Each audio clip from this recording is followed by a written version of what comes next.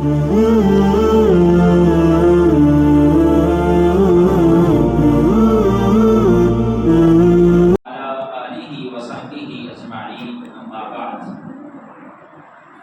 ہم قیام میں 11واں پارہ سماعت فرما رہے ہیں۔ اس پارے کے آغاز میں اللہ رب العالمین نے اس چیز کا تذکرہ فرمایا ہے، فرمایا یعتذرون الیکم اذا رجعتم الیہم، کہ غزوہ تبوک سے جو لوگ پیچھے رہ گئے تھے، فرمایا کہ جب آپ واپس ان کی طرف پلٹیں گے تو وہ آپ کے سامنے کئی طرح کے عذر اور بہانے رکھیں گے۔ فرمایا قل لا تعتذروا لن نؤمن لکم قد نبأنا اللہ من اخبارکم، آپ انہیں کہیے گا کہ میرے سامنے تم عذر نہ رکھو، میں تمہاری باتوں پر یقین نہیں کرتا، مجھے اللہ نے تمہارے متعلق خبر کر دی ہے، تمہارے دلوں کے ارادے کیا ہیں۔ یہ 9 ہجری میں رسول اللہ صلی اللہ علیہ وسلم کی زندگی میں غزوہ تبوک کا معرکہ پیش آیا۔ اس وقت کی روم کی جو ایک سپر پاور تھی، اس کے بارے میں اللہ کے نبی صلی اللہ علیہ وسلم کو پتہ چلا کہ یہ مسلمانوں کے خلاف حملہ کرنے کی پلاننگ کر رہے ہیں۔ تو رسول اللہ صلی اللہ علیہ وسلم نے صحابہ کو حکم دیا کہ اس سے پہلے کہ وہ ہمارے اوپر حملہ کریں، ہم جا کے ان کے اوپر حملہ کرتے ہیں، اور صحابہ کو کہا کہ آپ تیاری کرو۔ شدت کی گرمی تھی اور فصلیں تیار تھیں، تو کچھ اس موقع پر 4 طرح کے گروہ بن گئے، لوگ جو ہیں وہ 4 گروہوں میں تقسیم ہو گئے۔ پہلا گروہ تو وہ تھا جو مخلص صحابہ کرام کا گروہ تھا، جو نبی صلی اللہ علیہ وسلم کے ساتھ جو ہے وہ تشریف لے کے گیا۔ دوسرا گروہ وہ تھا کہ جو تھے تو مخلص، لیکن ان کے پاس عذر ایسے تھے کہ بیمار تھے یا ان کے پاس سواریاں نہیں تھیں، انہوں نے اپنے آپ کو پیش کیا کہ اللہ کے نبی ہم جانا چاہتے ہیں، آپ ہمیں سواری دیں، ہم جاتے ہیں، لیکن ان کو سواریاں نہ ہونے کی وجہ سے وہ نہ جا سکے۔ یہ بھی مخلص لوگ تھے۔ تیسرا گروہ جو ہے وہ منافق لوگوں کا گروہ تھا، اور چوتھا گروہ کچھ صحابہ کرام ایسے تھے جو اپنی سستی کی وجہ سے اس غزوے سے پیچھے رہ گئے۔ تو واپسی پر جو لوگ مخلص تھے، جن کا عذر تھا، اللہ تعالیٰ نے ان کو معاف فرما دیا۔ اللہ فرماتے ہیں وَلَا عَلَى الْمَرَضِ لَيْسَ عَلَى الضُّعَفَاءِ وَلَا عَلَى الْمَرَضِ وَلَا عَلَى الَّذِينَ لَا يَجِدُونَ مَا يُنْفِقُونَ حَرَجٌ، کہ جو بیمار تھے یا جو بہت کمزور تھے ان کے اوپر کوئی حرج کی بات نہیں ہے، آپ ان کا اس بات پہ مواخذہ نہ کیجیے۔ ان لوگوں کو تو اللہ کی طرف سے معافی مل گئی۔ اور منافقین جو تھے، انہوں نے آ کے رسول اللہ صلی اللہ علیہ وسلم کے پاس ایسے بہانے بنائے کہ جو مخلص صحابہ پیچھے رہ گئے تھے، ان میں سے حضرت کعب کہتے ہیں کہ اگر میں بھی ان کی طرح کوئی بہانے بنانا چاہتا تو اللہ کے نبی کو ایسی بات بنا کے سناتا کہ اللہ کے نبی میری بات سے مطمئن بھی ہو جاتے، لیکن میں نے رسول اللہ صلی اللہ علیہ وسلم کے سامنے آ کے سچی بات کر دی۔ اور یہ جو مخلص صحابہ پیچھے رہ گئے تھے، ان کی تعداد کل 9 تھی۔ یہ 9 صحابہ کرام تھے جو پیچھے رہ گئے تھے۔ تو ان میں سے 6 صحابہ کرام ایسے تھے کہ جب انہیں پتہ چلا کہ رسول اللہ صلی اللہ علیہ وسلم واپس آ رہے ہیں تو انہوں نے اپنے آپ کو مسجد نبوی کے ستونوں کے ساتھ باندھ لیا اور اللہ سے معافیاں مانگی۔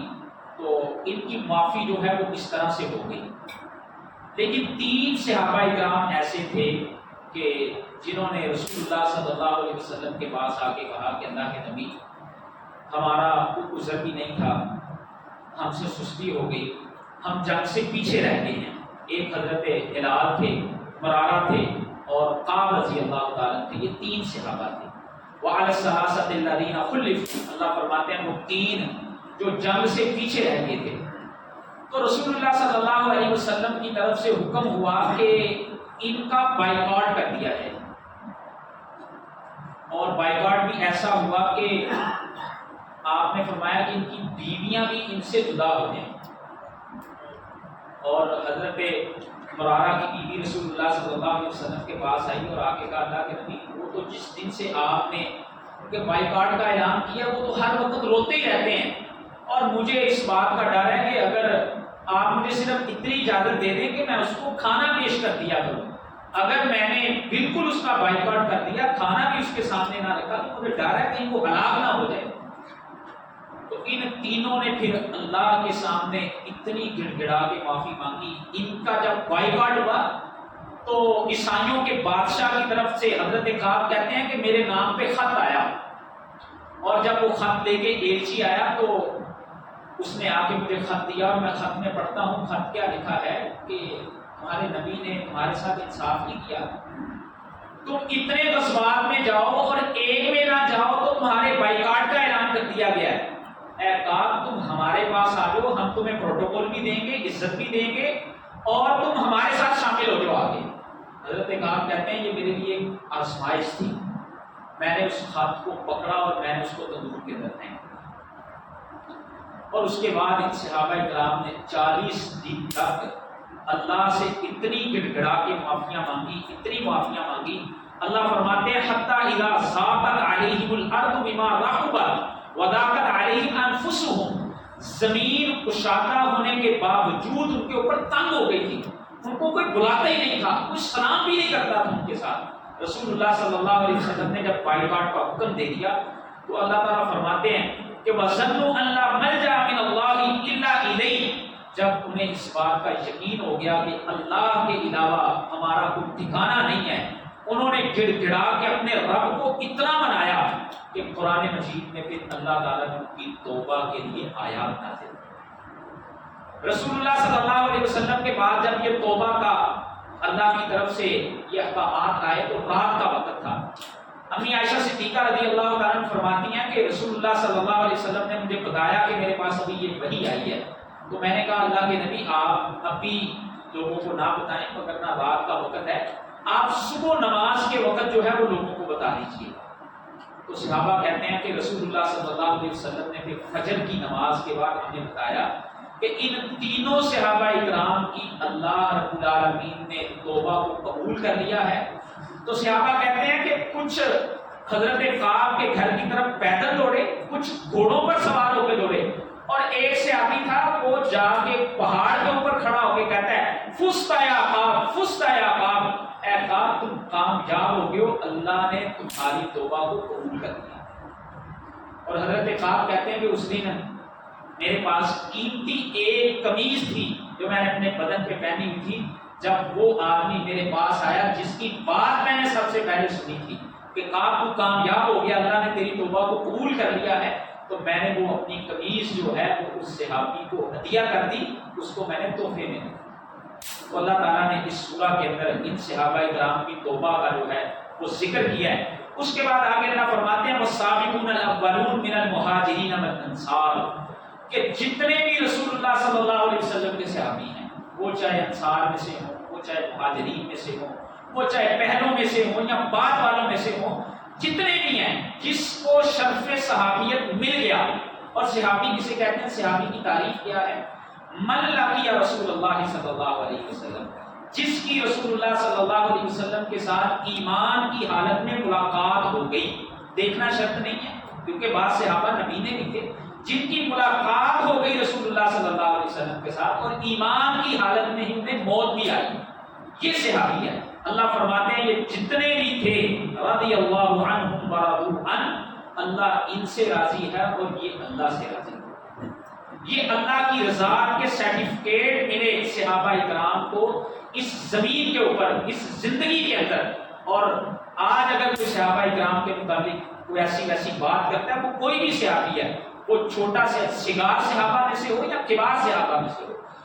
رجال کے علماء کے فن کے ہاں صحابہ کے متعلق یہ اصول ہے الصحابہ کلہم عدول، کہ صحابہ کی ذاتیں جو ہیں وہ اتنی بابرکت ذاتیں ہیں کہ وہ سب کی سب عادل ہیں. اگر صحابہ اکرام کی جو مقدس شخصیات ہیں ان کو اگر عیب والی شخصیات مانا جائے تو بالفاظ دیگر اس کا مطلب یہ ہوتا ہے کہ یہ دین جو ہے نعوذ باللہ ہم تک صحیح لوگوں کے ذریعے نہیں پہنچا، کیونکہ اس دین کو ہم تک پہنچانے والے رسول اللہ صلی اللہ علیہ وسلم سے کون تھے؟ اولین شاگرد اللہ کے نبی کے وہ کون تھے؟ وہ صحابہ کرام تھے. تو صحابہ اکرام کے متعلق اللہ رب العالمین نے یہاں پہ ان کی رضاعت کا جو ہے وہ اعلان فرمایا ہے۔ اس کے بعد آگے اللہ رب العالمین نے منافقین کا تذکرہ کیا ہے، اور منافقین جو ہیں یہ مسجد نبوی میں آگے بیٹھتے اور یہاں پر کچھ باتیں کیا کرتے تھے، تو ان کی باتیں کچھ لیک ہو جایا کرتی تھی۔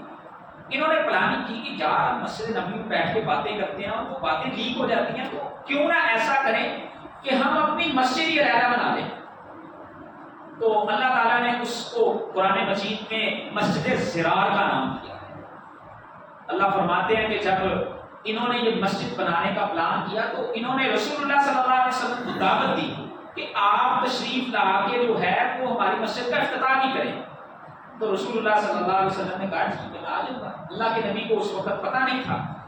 تو جب غزوہ تبوک سے واپس آ رہے تھے تو اس وقت اللہ تعالیٰ نے ان کی حقیقت آپ پر واضح فرمائی کہ ایک راستہ تھا جو تنگ راستہ تھا دو پہاڑوں کے درمیان سے۔ تو رسول اللہ صلی اللہ علیہ وسلم نے لوگوں کو منع فرمایا کہ یہاں سے عام لوگ نہیں گزریں گے، آپ نے گزرنا تھا اور آپ کے ساتھ کچھ خاص صحابہ تھے انہوں نے گزرنا تھا۔ لیکن کچھ منافقین نے رات کے اندھیرے میں چھپ کر کے اس تنگ راستے سے رسول اللہ صلی اللہ علیہ وسلم کو اذیت دی۔ تو آپ کے اوپر جو ان کا نفاق تھا اس وقت واضح ہو گیا، اور اللہ نے وحی کے ذریعے منافقین کے نام بھی پھر رسول اللہ صلی اللہ علیہ وسلم کو بتا دیے، جو بعد میں اللہ کے نبی نے حضرت حذیفہ جنہیں رسول اللہ صلی اللہ علیہ وسلم کا رازدان کہا جاتا تھا ان کو آپ نے پھر ان کے نام بھی بتا دیے۔ تو اللہ تعالیٰ نے پھر آپ کو منع فرمایا کہ اب آپ جو ہے ان کی مسجد، جس مسجد کو یہ اصل میں ضرار کے لیے لوگوں کو نقصان دینے کے لیے جو مسجد بنانا چاہتے ہیں، فرمایا لا تقم فیہ ابدا، آپ اس مسجد میں کھڑے نہیں ہوں گے۔ مسجد تو وہ ہوتی ہے جو تقوی کی بنیاد پر بنائی جاتی ہے، جو اللہ کے ڈر کے لیے اور اللہ کے خوف کے لیے بنائی جاتی ہے۔ یہ تو مسجد کی بجائے اس کو اپنی پلاننگ سینٹر بنا رہے ہیں، تو آپ اس کے افتتاح کے لیے نہیں جائیں گے، کہیں لوگوں کو اس سے مغالطہ نہ لگے۔ اس کے بعد پھر آگے چل کے اللہ رب العالمین نے اپنے بندوں میں سے خاص ان بندوں کی تعریف فرمائی ہے، فرمایا ایسے لوگ جو طہارت کو بڑا پسند کرتے ہیں، اللہ رب العالمین ان سے محبت کرنے والے۔ یہ اگرچہ خاص اہل قباء کے متعلق قرآن مجید کی آیات تھی کہ یہ لوگ طہارت کا بڑا اہتمام کیا کرتے تھے، تو یہ عام مسلمانوں کے لیے بھی ہے کہ جو آدمی نفاست کے ساتھ رہتا ہے، صفائی ستھرائی کے ساتھ رہتا ہے، ایسے لوگوں کو اللہ پسند کرتے ہیں، کیونکہ ایک حدیث میں رسول اللہ صلی اللہ علیہ وسلم نے صفائی کو الطہور شطر الایمان کہا ہے، فرمایا صفائی جو ہے یہ نصف ایمان ہے۔ تو یہ صفائی، اس کا اہتمام کرنا، صاف ستھرا رہنا، اپنے ارد گرد کے ماحول کو صاف رکھنا، جیسے ہم اپنے گھروں کو صاف رکھتے ہیں، اپنے محلوں کو صاف رکھنا، جن علاقوں سے جن جگہوں سے ہم گزرتے ہیں ان کو صاف رکھنے کی کوشش کرنا، یہ ایک مسلمان کا جو ہے وہ طرز عمل ہونا چاہیے۔ اس کے بعد آگے اللہ رب العالمین نے دو ٹوک اور واضح الفاظ میں اس چیز کا تذکرہ فرمایا ہے، فرمایا کہ جو آدمی مشرک ہو اور شرک کی حالت میں وہ اس دنیا سے چلا جائے، چاہے وہ تمہارا قریبی رشتہ دار ہی کیوں نہ ہو، اللہ تعالیٰ فرماتے ہیں کہ اس کے لیے استغفار کرنا مومن کے لیے جائز نہیں۔ اور ساتھ ہی اللہ تعالیٰ نے ابراہیم علیہ السلام کا واقعہ بھی نقل کر دیا کہ اگر کوئی یہ کہہ دے کہ ابراہیم علیہ السلام نے اپنے باپ کے لیے تو استغفار کیا تھا، وہ تو مشرک تھا، تو ابراہیم علیہ السلام نے اس کے لیے استغفار کیوں کیا؟ اللہ فرماتے ہیں فلما تبین له انه عدو للہ، جب ابراہیم علیہ السلام کے سامنے یہ بات واضح ہو گئی کہ میرا باپ اللہ کا دشمن ہے،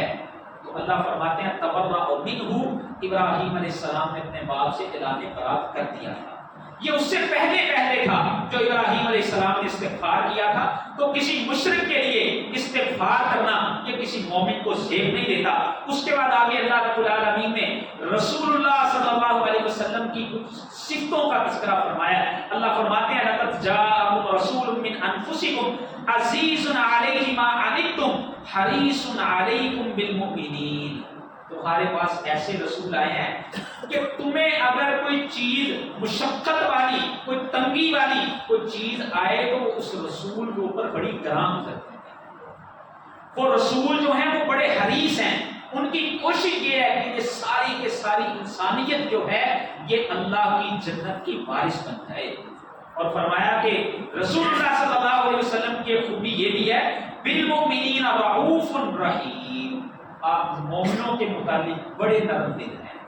بڑے رحم دل ہیں ان کے متعلق۔ اور یہ اللہ کے نبی صلی اللہ علیہ وسلم نے آگے صحابہ کی بھی یہی تربیت کی تھی، اشداء علی الکفار رحماء بینہم، آپس میں جب وہ ہوتے تھے تو بڑے نرم دل ہوتے تھے۔ تو رسول اللہ صلی اللہ علیہ وسلم کس قدر انسانیت کے لیے درد رکھنے والے تھے۔ طائف کا واقعہ آپ سب کو معلوم ہے کہ لوگوں نے پتھر مارے، لہو لہان بھی کر دیا، اللہ کا فرشتہ بھی آیا کہ حکم دیجئے ان کو دو پہاڑوں کے درمیان کچل کر کے رکھ دیتے ہیں۔ فرمایا نہیں، اللہم اہد قومی، اے اللہ اس قوم کو ہدایت کا، فإنہم لا یعلمون، اللہ یہ جانتے نہیں ہیں، آج انہیں پتہ نہیں ہے۔ اور اللہ نے پھر اس قوم کو جب ہدایت عطا فرمائی، اسی طائف میں سے محمد بن قاسم بھی پیدا ہوئے جو اس ہمارے بر صغیر میں اسلام لے کے آنے والے لوگوں میں سے اولین لوگوں میں سے تھے۔ تو یہ رسول اللہ صلی اللہ علیہ وسلم کی دعائیں تھیں۔ یہاں پہ اللہ تعالیٰ نے رسول اللہ صلی اللہ علیہ وسلم کی 2 صفتیں ذکر کی ہیں، ایک ہے رؤوف اور ایک ہے رحیم، اور یہ 2 صفتیں اللہ رب العالمین کی بھی ہیں۔ اللہ تعالیٰ بھی رؤوف ہیں، اللہ بھی رحیم ہے۔ تو اس کا مطلب یہ ہے کہ اللہ رب العالمین جیسے رؤوف ہیں، رسول اللہ صلی اللہ علیہ وسلم جیسے رؤوف ہیں، ان دونوں میں فرق ہے۔ جیسے ہم سارے انسان السمیع بھی ہیں، بصیر بھی ہیں، ہم سارے سنتے بھی ہیں، ہم سارے دیکھتے بھی ہیں، اللہ کی ذات بھی السمیع ہے اور بصیر ہے۔ تو اللہ تعالیٰ کی صفات کے متعلق اہل السنہ والجماعہ کا عقیدہ کیا ہے کہ اللہ کی جو صفات ہمیں جس طرح سے معلوم ہے، ہم نہ تو اس کی تکییف بیان کریں گے، اس کی کیفیت بھی نہیں بیان کریں گے، ہم نہ اس کی تمثیل بیان کریں گے کہ جی جیسے انسان سننے کے لیے کانوں کا محتاج ہے، اللہ تعالیٰ اگر سننے والے ہیں تو کیا اللہ تعالیٰ کے کان بھی ہیں؟ ہم اس کی مثال نہیں بیان کر سکتے، کیونکہ قرآن مجید میں اللہ نے کہا ہے لیس کمثلہ شیء، اللہ کی مثل کوئی چیز نہیں ہے۔ اور نہ ہی ہم تعطیل کے قائل ہیں کہ ہم کہیں جی اللہ کی صفتیں تو قرآن میں اللہ تعالیٰ کے ہاتھ کا تذکرہ ہوا ہے، اللہ کے ہاتھ کا وہ معنی کیا ہے ہمیں معلوم نہیں ہے،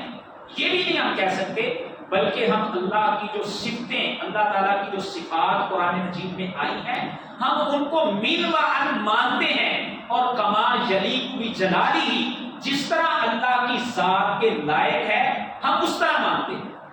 یہ اہل السنہ والجماعہ کا اس مسئلے میں عقیدہ ہے۔ اور اس سورہ کے اختتام پہ اللہ رب العالمین نے دعا کا تذکرہ کیا ہے۔ اللہ فرماتے ہیں فَقُلْ حَسْبِيَ اللَّهُ لَا إِلَٰهَ إِلَّا هُوَ عَلَيْهِ تَوَكَّلْتُ وَهُوَ رَبُّ الْعَرْشِ الْعَظِيمِ۔